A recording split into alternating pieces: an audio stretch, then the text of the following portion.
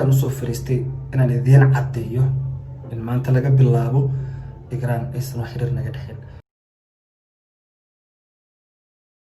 Igraan waa qof ku dayasho mudan, waa qof aad u dabeecad wanaagsan, waxay dabeecadeeda aniga taabto, waa qof qalbi wanaagsan, waa qof maxaan ku dhahdaa tanqasho leh.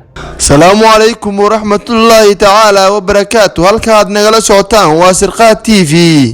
haddaba inta aynu u gudagelin barnaamijka caadiga aadka u xiisaha badan oo aynu halkan idinkugu soo gudbin doono, waxaan idinka codsanaynaa si sharaf leh inaad subscribe saartaan janaalka Sirqaad TV, gambalaalkana aad furataan. kusoo biiritaankaada waa inoo sharaf iyo dhiirigelin.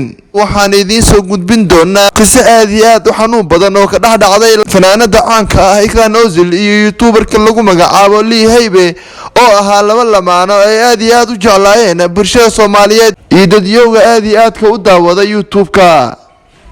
haddaba qisada ka dhex dhacday labadan lamaano ayaa lagu sheegay qiso aad iyo aad u xanuun badan oo ayna ka dhicin waayadanba bulshada Soomaaliyeed.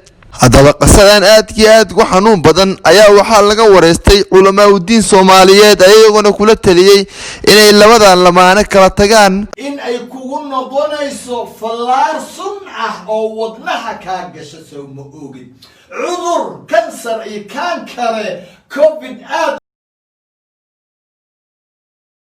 u baahan oo ku galaya inay tahay soo ma ogid warka baqa xaaraanta qalbiyada dadka idin aaminay. labadan lamaane ayaa shaaciyay xiriirkooda jaceylka waqti aanaad u fogeyn oo laga joogo 2 bilood oo kaliya. inta aanan idiin soo gudbin qisada xanuunka badan, bal aan yara daawano video yar ayaga oo jaceyl jilaya sheegayna inay xiriir leeyihiin. waxyaabo badan ay dhacday oo ku farxad badan because aniga waxaa la farxad waay.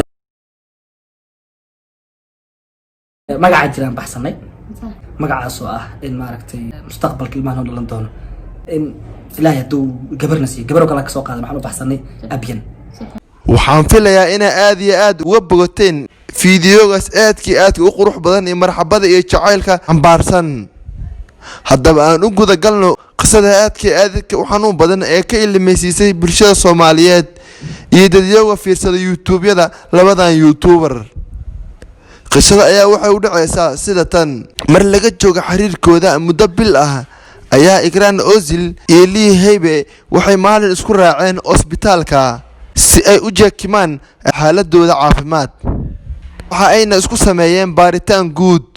markii baaritaanka uu dhamaaday, doctorka oo ahaa nin Soomaali ah waxa uu u wacay Lee Haybe uuna u sheegay in xaaskiisa Igraan Ozil ay qabto cudurka dilaaga ah. subxaanallah. haddaba bulshada Soomaaliyeed waxaynu u sheegaynaa inaysan ku aflagaadeen gabadha Soomaaliyeed cudurka dilaaga ah ee ku dhacay, walow Lee Haybe uu ku adkaystay inuu sii qabin doono xaaskiisa Igraan Ozil uusan u nici doonin sababo la xiriira cudurkaas. laakiin dadweynaha ku dhaqan magaalada Nairobi iyo familkiisaba ayaa waxay ku calaadiyeen Lee Haybe inuu iska furo maadaama gabadhan ay qabto cudurka dilaaga ah uuna sababi karo in isaga u soo gudbiso isla cudurkaas uuna u dhinto. Lee Haybe oo aad iyo aad uga xun arintaas furiinka ah ayaa iska furay xaaskiisa isagoo aad iyo aad uga xun arintaasna wuxuu yiri sida tan: aniga Igraan dabcan riyayaan soo wadaagnay laakiin way noo soo tagli weysay. dad badan baa igu dhahay Igraan way ku qiyaantay. Igraan waa fanaanad. Igraan maxaa qalbigaada u siisay? Igraan maxaa jacayl u samaysay?